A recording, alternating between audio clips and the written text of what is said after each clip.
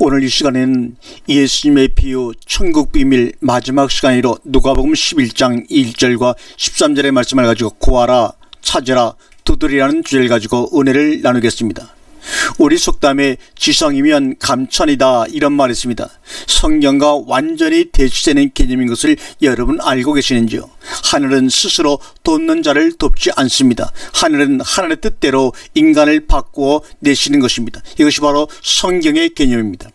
구하라, 찾으라, 두드리라와 지성이면 감천이다. 하늘은 스스로 돕는 자를 돕는다 하고는 전혀 상관이 없는 말씀입니다.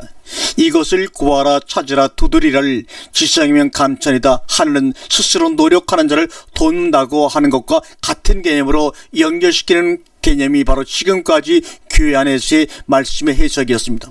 하늘은 인간들에게 조정되거나 다스려지지를 않습니다. 하늘이 인간들을 다스리지 분명한 것은 하나님은 기도의 자세, 끈기, 간절함, 간청, 시간을 보시고 기도 응답을 결정하지 않으십니다.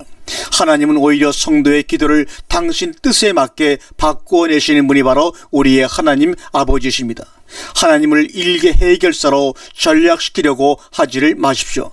마치 내가 강청하면 귀찮아서 응답하시는 그런 분으로 만들지를 마시기 바랍니다. 오늘 본문에서 어디 귀찮게 강청했다는 말이 있나요? 그냥 너 있어 한번 물어본 게 끝입니다. 떡 3덩이를 요구받은 친구가 떡을 주었는지 주지 않았는지도 오늘 본문에서는 밝히지를 않고 있습니다. 제자들에게 답을 던집니다. 11장 8절입니다. 한번 읽어보겠습니다. 내가 너희에게 말하노니 비록 벗됨으로 인하여는 일어나서 주지 아니할지라도 그 간청함을 인하여 일어나 그 요구대로 주리라. 내가 또 너에게 이르노니 구하라 그러면 너에게 주실 것이요, 찾으라 그러면 찾아낼 것이요, 문을 두드리라 그러면 너희에게 열릴 것이니, 이렇게 말씀하고 있습니다. 이 본문 중에서 우리가 강청이란 아나이데이아는 말을 우리가 한번 집중을 해볼 필요가 있습니다. 이 아나데이아는 우리가 강청하다, 아주 귀찮게 끈질기게 물고 늘어져서 응답을 받았다고 하는 개념으로 착각하고 있는 아나이데이안을 한번 살펴보도록 하겠습니다. 이 아나이데이아는 안이라고 하는 부정불변사가 앞에 붙어 있습니다. 그 뒤에 아이도스라고 하는 수줍음, 겸손, 정절, 순수한이라는 말이 붙어서 합성화된 것이 바로 아나디엔입니다. 그래서 아나디엔을 정확히 헬라어로 우리가 해석을 해보면 고집, 건방진, 뻔뻔함, 파렴치한, 부끄러움을 모름, 이런 뜻으로 해석되는 단어가 바로 아나디엔입니다.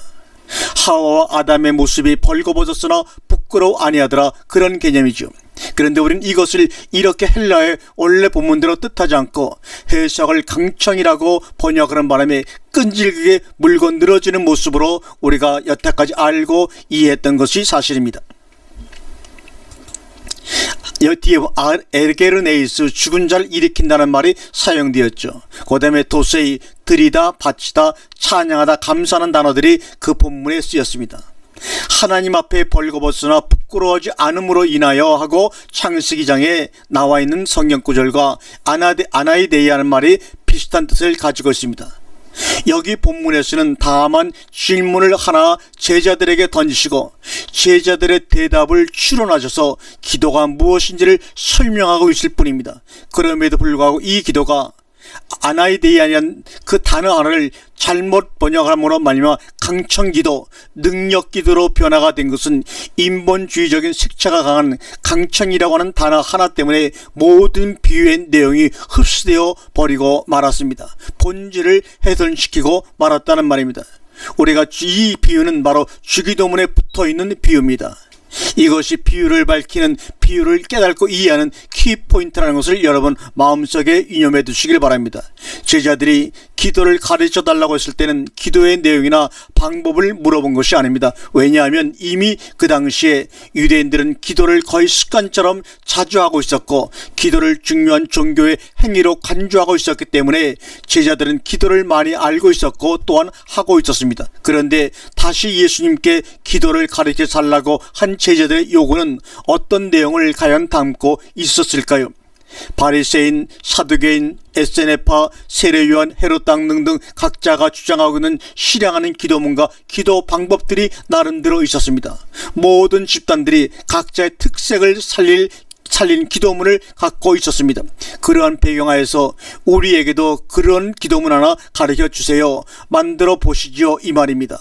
요한도 자기 제자들에게 기도문을 준 것처럼 요한파도 기도문이 있는데 왜 우리에게는 기도문이 없어요? 기도문 하나 만들어 주세요, 이것입니다. 부탁을 하고 있는 것입니다. 예수님은 그 제자들의 의도를 즉시 간파하시고 말씀하시기 시작한 것이 바로 오늘 본문의 구하라, 찾으라, 두드리라는 내용의 말씀입니다. 하나의 기도문으로 만들어 주셨습니다. 그것이 바로 우리가 날마다 고백하고 있는 주님의 기도, 주기도문입니다. 이 주기도문은 응답의 도구로 방법과 어떤 과제를 이루는 도구로 주신 것이 아니라 성도들의 정체성을 규정하여 성도가 도달하게 될 궁극의 목적지를 우리에게 말씀하고 있는 것입니다. 내 품속에 가지고 있는 가장 깊은 소원이 내가 누구인가를 정의하는 것입니다. 그게 바로 기도로 나오겠죠. 그러므로 내가 어떤 기도를 하는가에 따라 내가 어떤 인간인가가 폭로가 되는 것입니다. 주기도문은 바로 여러분과 저의 정체성을 말씀해 주고 계십니다. 우리 성도는 하늘에 계신 하나님을 아버지라 부를 수 있는 자들이며 하늘들 안에 계신 우리 아버지라고, 그래서 주기도문의 첫 출발이 되는 것입니다. 우리 때문에 모독을 당하고 있는 하나님의 이름은 반드시 거룩하게 찬양을 받게 될 것이며 하나님의 통치가 완전히 일어나는 하나님의 나라가 완성이 될 것이고 하늘에서 이미 이루어진 하나님의 뜻이 이 세상에서 온전히 성취가 될 것이며 우리에게 하늘의 양식이신 예수님을 우리의 만나러 주셔서 죄와 허물로 죽었던 우리를 살려내신 하나님께서 다른 세상의 모든 양식들을 전부 쳐내시고 오직 예수라는 양식으로만 배부른 자들로 만들어내실 것이고 율법으로 인해 형벌을 가해야 하는 율법의 시대가 지나가고 예수의 십자가로 인하여 은혜의 시대가 와서 우리가 우리에게 죄 지은 자를 율법으로 정죄하지 않을 수 있는 그러한 나라가 이미 왔으며 가시적으로 이미 완성될 것이고 선악과라는 시험이 끝나고 새하늘과 새 땅이 곧도래할 것이고 나라와 권세와 영광이 모두 아버지께만 돌려지는 완벽한 하나님의 나라가 곧 올 것이며 그 나라에서 영원히 살 자가 우리 성도인데 그 모든 것이 하늘의 양식으로 오신 예수 그리스도의 십자가에서 모든 일이 이루어질 것이고 이루어졌습니다. 아멘. 이것이 바로 주기도문 속에 감춰져 있는 본질의 뜻입니다. 일용할 양식이라는 말이 나옵니다. 이것은 내일의 양식이라고도 번역이 됩니다. 일용할 에피우시스란 말입니다. 에피라고 하는 말은 무엇 때문에 무엇을 근거로 하여라는 뜻의 전치사입니다. 그 다음에 뒤에 에임이 영어의 비동사입니다. 무엇이다 존재동사입니다. 이 두 개의 단어가 합쳐져서 일용할 양식이라는 일용할 에피우시스가 만들어졌죠. 그러므로 이것은 다음 날을 위한, 내일을 위한, 미래를 위한 헬라의 어떤 문헌에도 쓰인 적이 없는 아주 신수하고 귀한 단어가 바로 에피우시우스입니다. 성경수도 여기에 유일하게 딱 한 번 사용하고 끝났습니다. 예수님이 아람어를 사용하셨기에 아람어 성경을 참조하면 이해에 도움이 될 것입니다. 헬라어 성경의 뜻이 모호할 때 아람어 성경과 비교되지 않은 것은 매우 성경을 번역하는 사람으로서 중요한 것입니다. 그 당시 히브리어는 랍비들 극소수만 사용한 종교적인 언어였습니다. 아람어 성경에는 오늘 우리에게 이래이래 양식을 주옵시고라고 되어 있습니다. 그럼 성경서 말하는 내일의 양식은 무엇입니까? 내일의 양식을 오늘 주신 적이 있습니다. 구약성경 광야에서 만나를 주신 것입니다. 그 다음 날이 안식일이기 때문에 내일의 양식을 오늘 함께 주신 것입니다. 여섯째 날, 일곱째 날 것까지 양식을 주심으로 안식이 무엇인지를 배우게 하신 것입니다. 아울러 안식은 반드시 온다는 것을 우리에게 주지시키신 것입니다. 내일의 양식이 오늘 주어진 것은 하나님으로부터 내일이 오겠구나 약속한 것이죠. 내일이 안 오는데 내일의 양식을 줄 리가 없지 않습니까? 그런데 내일이 안식이란 말입니다. 안식일을 담고 있는 그 나라는 반드시 오겠구나 하는 것을 설명해 주고 있는 것이 바로 내일의 양식인 것입니다. 마찬가지로 성도는 이 땅에서 여섯째 날을 살면서 완성의 날인 일곱째 날을 살 수가 있습니다. 어떻게 해요? 내일의 양식으로 말입니다. 아람어 내일은 마일입니다. 마일은 24시간 뒤에 내일이 아니고 오늘과는 다른 다가올 시대의 내일을 의미하는 단어가 바로 아람어의 마일입니다. 다가올 시대의 어떤 날, 이것을 한마디로 말한다면 영생입니다. 내일의 양식은 다가올 시대의 양식, 영생을 위한 양식을 말하고 있는 것입니다. 요한복음 6장 27절에 썩는 양식을 위하여 일하지 말고 영생하도록 있는 양식을 위하여 하라, 이렇게 말씀합니다. 이 양식은 인자가 너희에게 주리니 인자는 하나님 아버지의 신자니라고 말하면서 48절에 내가 곧 생명의 떡이라고 말하며 51절에서는 나는 하늘로서 내려온 산떡이니 사람이 이 떡을 먹으면 영생하리라고 합니다. 여기서 나오는 산떡은, 여기 나온 산떡은 주기도문의 양식과 단어가 같은 단어임을 알으시기 바랍니다. 주기도문에서 일용할 양식은 누굽니까? 바로 예수 그리스도십니다. 이 내일의 양식, 다가올 날의 양식, 영생할 양식은 바로 누굽니까? 예수 그리스도이십니다. 그 예수님으로 인해 죄가 사해지고 하나님의 나라가 완성이 되어지고 하늘의 뜻이 땅에서 이루어지게 되는 것입니다. 그 예수님으로 인해 하나님의 공의가 세워져서 율법의 시대가 가고 은혜의 시대가 온 것이며, 그 예수님으로 인해 하나님의 이름이 거룩히 회복이 된 것입니다. 그래서 주기도문 바로 중앙 한가운데 내일의 양식 예수 그리스도가 차지하고 있는 것입니다. 바로 그 양식, 그 떡을 일용할 양식에 관한 구체적인 설명이 바로 떡을 구하는 그 친구의 메시지 안에 담겨져 있는 것입니다. 그래서 주기도문과 그 떡이 함께 꽉 붙어 있는 것이죠. 당시 유대인 사람들은, 또 유대인뿐만 아니라 중동 지방의 모든 사람들은 더운 날씨를 피해 주로 밤에 여행을 했습니다. 여관이나 식당이 거의 없어 거의 늦은 밤에 목적지에 도착하여 숙식을 해결하는 것이 그 당시의 풍습이고 관례였죠. 그렇게 밤늦게 여정을 마치고 찾아온 친구가 떡을 달라고 하는 거예요. 그런데 그 집에 떡이 없었습니다. 그 당시 유대인 사회는 철저한 공동체 사회였습니다. 떡도 마을이 만들어가면서 모두 먹을 것을 함께 만들었습니다. 그렇게 한 집이 마을 전체가 먹을 떡을 만들었습니다. 그리고 어느 한 집의 손님은 그 집만의 손님이 아니라 마을 전체 손님으로 대접을 받는 것이 그 당시의 관례고 풍습입니다. 그런 사회적 문화적인 배경이 있었기에 오늘 그 배경을 갖고 오늘 예수님이 말씀을 하고 있는 것입니다. 그리고 그들의 친구의 배경은 우리가 지금 현재 갖고 있는 친구의 개념과는 많이 달랐습니다. 부모 자식 간의 관계가 무르익었을 때 그 관계를 친구라고 묘사할 정도로 당시 중동 지방의 친구라는 관계는 네 건 내 것이 없는 아주 친밀한 관계입니다. 인간들이 맺고 있는 관계 중 가장 으뜸으로 무르익어 있는 관계가 그 유대인 사회에서는 중동 지방에서는 친구입니다. 따라서 한밤중에 찾아온 친구도 친구에게 미안할 것이 전혀 없는 상태였고, 그 친구가 다른 친구에게 떡을 구하러 간 것도 전혀 미안한 일이 아닌 것입니다. 떡을 당당히 요구할 수 있는 그런 문화와 관습이 있던 시대입니다. 밤중에 찾아온 손님은 마을 전체의 친구여 손님이었으며, 잠자고 있던 친구는 그냥 마을을 대표해 떡을 만든 친구입니다. 그 당시 친구 사이는 밤낮 구분 없이 그 집의 것을 자기 것처럼 사용할 수 있는 관계였습니다. 예수님은 그러한 관계를 설정해 놓으시고 질문을 하나 던지시는 겁니다. 누가복음 11장 6절 7절의 이 질문은 제자들의 실수를 자아내는 정말로 멍청한 질문이었다는 것 여러분 아시는지요? 왜요? 아니요라고는 대답을 상상할 수 없는 대답이었기 때문입니다. 예수께서는 당연한 질문을 제자들에게 하시는 겁니다. 당연히 아무리 늦은 밤중에 친구가 찾아왔더라도 배고픈 그 친구를 위해 떡을 구해다 먹이는 것은 당연한 건데, 주님이 정말로 멍청한 질문을 하고 있다고 속으로 웃고들 있었을 것입니다. 이 본문에서의 친구의 강청과 땡강과 끔질김은 단 한 줄도 기록이 되지 않는데 왜 우리는 여기서 그의 간청과 끈질김 때문에 응답을 했다고 그렇게 해석을 해내는지 우리는 알 길이 없습니다. 그 해석에서 벗어나야 합니다. 그것은 잘못된 하나님 말씀을 갖고 이해하는 것입니다. 8절의 강청이라는 단어 때문에 수백 년간 이 본문을 오해하고 있는 것입니다. 강청 아나이데아는 교보시대 중세시대 들어와서 강창함 끈질김으로 쓰였지, 그 전에는 전혀 다른 단어로 쓰였던 단어가 바로 아나이데이안입니다. 70인 역에는 수치를 피하기 위한 부끄러움을 당하지 않기 위한, 체면을 잃지 않기 위한 단어로 번역이 되었지 강청이나 끈질김으로 번역이 된 적이 없습니다. 라틴어 성경에서 처음으로 강청함이란 의미로 번역이 되기 시작했습니다. 만일 잠자는 것 때문에, 다른 사정 때문에 떡을 내놓지 않으면 본인은 물론 마을 전체가 수치를 당하게 되는 것입니다.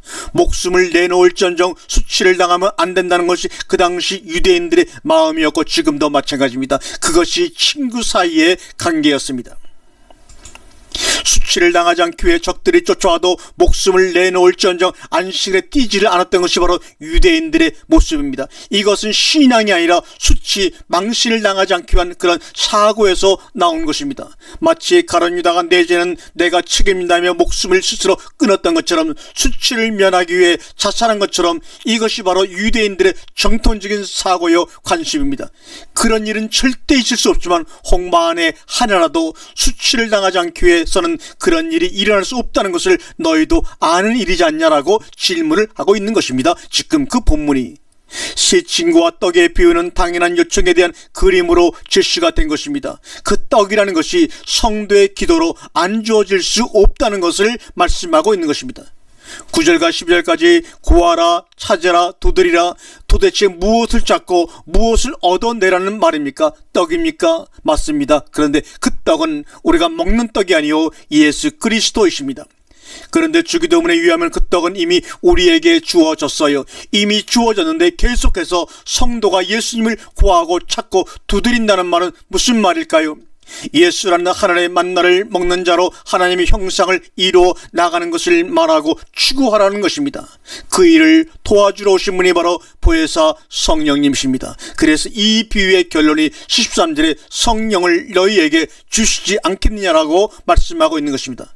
성령은 우리가 구한다고 오는 것이 아닙니다. 그러나 성령이 오셔서 우리의 기도를 통하여 일을 한다는 말이에요. 그것을 성령을 준다고 얘기하고 있는 것입니다. 결론은 하늘의 떡을 먹은 백성은 하늘의 백성다운 삶, 즉 떡을 먹은 자로서의 예수를 닮은 삶을 당연히 구하고 찾고 두드리며 추구하게 되는 것이며, 아버지는 그 추구를 완성시키시며 그 보증으로 성령이 우리 가운데 와 계시다는 구속사 전체가 이 비유에 나타나 있는 것입니다. 우리는 이미 예수 그리스도는 생명의 떡을 먹었습니다. 예수가 성령으로 우리 안에 들어와 계십니다. 그런데 하나님의 나라는 너무나 요원해 보입니다. 거기다가 하나님의 나라가 임한 데 삶이 너무나 초라해 보여 그때는 우리에게 오는 게 뭡니까? 낭망이며 한숨뿐입니다. 고난과 환난이 계속되려 닥치고 내가 나의 삶을 보아도 변해가는 것 같지가 않아 그때 우리가 낭망하며 완전히 실망하게 되잖아요. 예수님이 거기다가 하나의 비유를 듭니다. 항상 기도하고 낭망치 말아야 할 것은 말합니다. 그러면서 누가복음 18장 1절과 8절에서 재판관과 가업의 비유를 우리에게 덧붙여 말씀하십니다. 인자가 올 때 세상에서 믿음을 보겠느냐? 기도는 그 믿음을 견고히 하는 것입니다. 기도는 내가 원하는 얻는 것을 1차 목표로 갖고 있는 것이 아닙니다. 기도는 은혜가 쏟아지는 통로요 수단입니다. 하나님, 이렇게 나의 삶 속에 낭만과 어려움이 이렇게 오지만 나에게 주님이 떡이 언약이 주어졌잖아요. 나는 믿습니다. 하나님의 나라가 내 삶 가운데 이 땅 위에 완성된 것을 믿어요.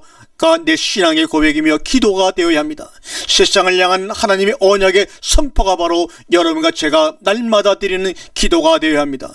기도를 안 해도 이루어 주실 것이지만 우리의 연약함 때문에 기도를 통해 다시 한번 믿음 위에 견고히 서게 되는 것입니다. 언약을 다시 한번 확인하는 것이 바로 우리들의 기도입니다. 항상 기도해도 이루어지지 않을 수도 있으니 항상 기도하고 낭망치 말라 하셨습니다. 꼭 이루어진다면 낭망치 말라는 말씀을 굳이 하실 필요가 없으셨을 것입니다. 왜요? 하나님의 나라는 이 세상 속에 감춰져 있기에 겨자씨처럼 밭에 그 보화가 감춰져 있다는 말입니다. 그 보화는 질그릇 속에 감춰져 있기에 우리가 질그릇으로 폭로가 되어야 하나님의 보화됨이 드디어 드러나는 것이 아닙니까? 약할 때 강함 대신에 나는 질그릇입니다. 하나님 안의 보배입니다라는 고백입니다. 그 보화는 질그릇 속에 감춰져 있기 때문에 여러분과 제가 질그릇으로 폭로가 되어야 비로소 하나님 보화가 드러나는 것입니다. 약할 때 강함 대신에 나는 질그릇입니다, 하나님만의 보배입니다라는 이 고백이 바로 약할 때 강함 되십니다라는 고백입니다. 우리가 세상서 보배거리가 되려고 하니까 하나님이 세상서 쓰레기가 되어버리고 말았습니다. 교회가 세상의 공공의 적이 되고 말았다는 말입니다. 너무나 부끄러워 견딜 수가 없고 견딜 수가 없습니다. 그럼에도 불구하고 하나님이 택한 자들과 끝까지 함께 가십니다. 믿음을 보겠느냐 이 말은 자녀들아 너희들의 신앙이 그만큼 힘들 거야 하시는 하나님 아버지의 마음입니다. 누가복음 18장 8절에 가부의 원한과 성도의 원한 어떤 원한입니까? 계시록 6장 10절에는 창세기 4장부터 연결이 되어 있는 말씀입니다. 창세기 4장 10절에 내 아우의 핏소리가 땅에서부터 내게 신원하느니라고 말씀하고 있습니다. 이 말씀의 신원의 소리가 요한계시록 6장까지 연결되어 가고 있는 것입니다. 아벨의 신원이요 성도의 신원, 대항하는 죄에 대한 신원을 얘기하고 있는 것입니다. 언제까지 신원하여 주십니까? 11절에 땅에 있는 자가 모두 죽으며 죽을 때까지라고 말합니다. 다른 사람 볼 것 없이 나는 나를 속일 수가 없습니다. 폭로를 당하게 되어 있습니다. 나는 나에게 이 인본주의가 내 속에 꽉 차 있구나. 마귀적인 속성을 주님은 죽으십니다. 예수 그리스도가 이것이 세상을 죽이는 것입니다. 언제 신혼이 해결될 것입니까? 내가 온전히 주님 안에 죽을 때 완전히 신혼이 해결이 되는 것입니다. 우리가 우리 모습 보면 절대로 안 죽을 것 같잖아요. 40년을 믿고 30년 목회생활을 했어도 그렇지 않습니까? 그때 뭐라는 겁니까? 항상 기도하고 낭망하지 말라는 거예요. 그게 성도의 유일한 원한입니다. 죄에 대한 나의 미성숙함에 대한 원한. 그러나 나는 불의한 재판관이 아니야. 나는 너희의 아버지야. 내가 그 기도를 안 들어주겠어. 걱정하지 말아라. 항상 기도하고 낭망치 마라. 하나님 말고 다른 데 집착하고 있는 나의 죄성을 하나하나 끊어내야 합니다. 하나님 이외에 내 마음을 빼앗고 있는 그것이 하나하나 끊어져 나가야 합니다. 이것이 우리의 기도의 내용이며 그게 바로 기도의 응답입니다. 하나님, 생명의 떡인 나를 점령하여 그 떡으로 인해 떨쳐서 나를 죽여가는 것입니다. 그때 옛사람이 죽고 새사람으로 새로 살아나는 것입니다. 그것을 위해 성령님이 오늘 우리 안에 오신 것입니다. 의심이 되고 낭망이 되더라도 기도로 회복해야 한다는 것이 오늘 본문에서 말씀하시고자 하는 예수님의 간절한 뜻임을 여러분 마음속에 깊이 새기시기를 주님의 이름으로 축원합니다. 아멘.